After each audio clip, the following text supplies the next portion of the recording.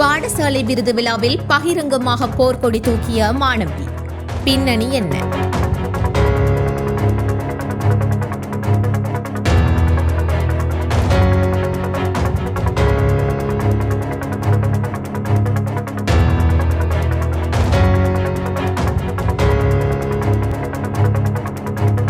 கொழும்பு ஸ்ரீமாவோ பண்டாரநாயக்க வித்தியாலயத்தில் கடந்த 19ஆம் தேதி நடைபெற்ற விருது வழங்கும் விழாவிலே மாணவி ஒருவர் விருது மறுக்கப்பட்டமை குறித்து மேடையில் பகிரங்கமாக வெளியிட்ட அறிவிப்பு பெரும் அதிர்வலைகளை ஏற்படுத்தியுள்ளது. இந்த சம்பவம் குறித்து விரிவான அறிக்கையை சமர்ப்பிக்குமாறு கல்வி, உயர்கல்வி மற்றும் தொழிற்கல்வி அமைச்சு சம்பந்தப்பட்ட பாடசாலை அதிபருக்கு உத்தரவிட்டுள்ளது. கடந்த டிசம்பர் மாதம் 19ஆம் தேதி கொழும்பு ஸ்ரீமாவோ பண்டாரநாயக்க வித்தியாலயத்தில் நடைபெற்ற வருடாந்த விருது வழங்கும் விழாவின் போது இந்த சம்பவம் நடந்தது. சனித்மா ஸ்னாலி என்ற ஸ்குவாஷ் வீராங்கனை மேடைக்கு வந்து தான் விளையாட்டுத் துறையில் பல சாதனைகளை செய்திருந்த போதிலும் இறுதி ஒத்திகையில் கலந்து கொள்ளவில்லை என்ற காரணத்தை கூறி தனக்கு வழங்கப்பட வேண்டிய விருது அநியாயமாக மறுக்கப்பட்டதாக பகிரங்கமாக தெரிவித்தார். இது தொடர்பான காணொளி சமூக வலைத்தளங்களில் வேகமாக பரவியதை அடுத்து பாடசாலை நிர்வாகத்தின் தீர்மானம் குறித்து பொதுமக்கள் மற்றும் பழைய மாணவர்கள் மத்தியில் கடும் விமர்சனங்களும் விவாதங்களும் எழுந்துள்ளன. சிலர் மாணவிக்கு ஆதரவாக கருத்து தெரிவித்தனர். சிலர் இந்த விவகாரத்தை எழுப்ப முடியாது, விருது பெற்ற மாணவியும் தகுதியானவரே என்றனர். விருது பெற்றவர் நீச்சல் வீராங்கனை. அமைச்சின் நடவடிக்கை என்ன? இந்த விவகாரம் குறித்து கருத்து தெரிவித்த அமைச்சின் செயலாளர் நாலக்க கலுவவ பாதிக்கப்பட்ட மாணவி மற்றும் பாடசாலை தரப்பு ஆகிய இரு பக்க நியாயங்களையும் ஆராய வேண்டிய அவசியம் உள்ளதாக குறிப்பிட்டார்.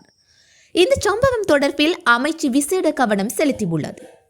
பாடசாலை அதிபரிடம் கோரப்பட்டுள்ள அறிக்கை கிடைத்தவுடன் அதனை உரிய முறையில் ஆய்வு செய்து மாணவர்களின் நலன் கருதி அடுத்த கட்ட சட்டப்பூர்வ மற்றும் ஒழுக்காற்று நடவடிக்கைகள் எடுக்கப்படும் என அவர் உறுதியளித்துள்ளார். பழைய மாணவியர் சங்கத்தின் கோரிக்கை என்ன? இதேவேளை இந்த சம்பவம் தொடர்பில் ஸ்ரீமாவோ பண்டாரநாயக்க வித்தியாலயத்தின் பழைய மாணவியர் சங்கம் அறிக்கை ஒன்றை வெளியிட்டுள்ளது. அதில் குறிப்பிடப்பட்டுள்ளதாவது: சம்பந்தப்பட்ட இரு மாணவிகளும் பாடசாலைக்கு பெருமை சேர்த்தவர்கள். இந்த விவகாரம் தொடர்பில் பக்கச்சார்பட்ட வெளிப்படையான விசாரணை நடத்தப்பட வேண்டும். விளையாட்டுத்துறை நிபுணர்களை கொண்ட குழு ஒன்றின் மூலம் இந்த விசாரணை முன்னெடுக்கப்பட வேண்டும். விசாரணை முடியும் வரை மாணவிக்கோ அல்லது பாடசாலையின் கௌரவத்திற்கோ பாதிப்பு ஏற்படும் வகையில் கருத்துக்களை பகிர வேண்டாம் என பொதுமக்களிடம் சங்கம் கோரிக்கை விடுத்துள்ளது.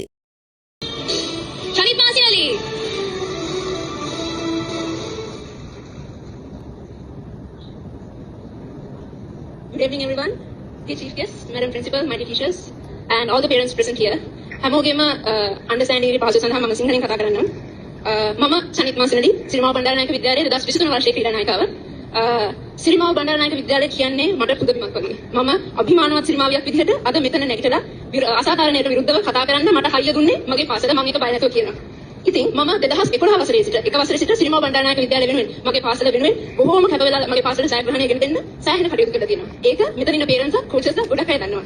ඉතින් අද උදේ වෙනකන් මට තිබ්බ අවෝඩ් එක අද උදේ රිහර්සල් එකට ආපු නැති නිසා මගෙන් උදුරලා වෙන කෙනෙක්ට දීලා තියෙනවා.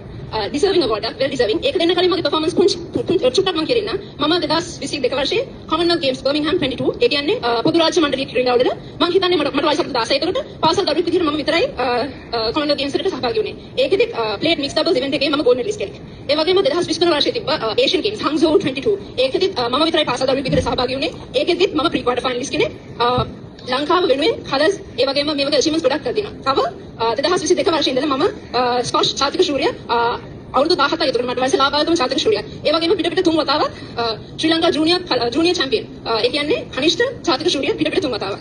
ඉතින් මේ චුට්ටක් විතරයි මම අද රිහර්සල් එකට එන්න නැති හේතුව උනේ මට එක්සෑම් එකක් තිබ්බ නිසා. ඒක ඒ වගේම අදාළ ගුරුවරුන්ට ටීචර්ස්ලා මම දැනුවත් කරලා තිබ්බා. එතකොට මෙහෙම නෙමෙයි මම මෙහෙම කිව්වට කමන්නේ. ඔබ අතේ ඇති සෝනිය එක. සෝනිය එකේ බලන්න මගේ පර්ෆෝමන්ස්. ඒක 2023 සහ 22 වසරට අදාළව 22 වසරට අදාළව නොට් ඩවුන් කරලා ඇති. ඒ වගේම අනිකුත් ක්‍රීඩිකාවක් එක්ක බලන්න ඒක කොහොමද මගේ පර්ෆෝමන්ස් කියලා. මේක 2023 සහ 24 කලර්ස් අවාර්ඩ්ස්. 2016 17 කලර්ස් නෙමෙයි. පර්ෆෝමන්ස්. අදාළ විදිහට ඒක ඔබම බලන්න කොහොමද සෝනිය එකේ තියෙන්නේ කියලා. මගේ පර්ෆෝමන්ස් 2023 24 සහ 22 යන වර්ෂයන්ට තියෙනවා. ඒ වගේම 2016 17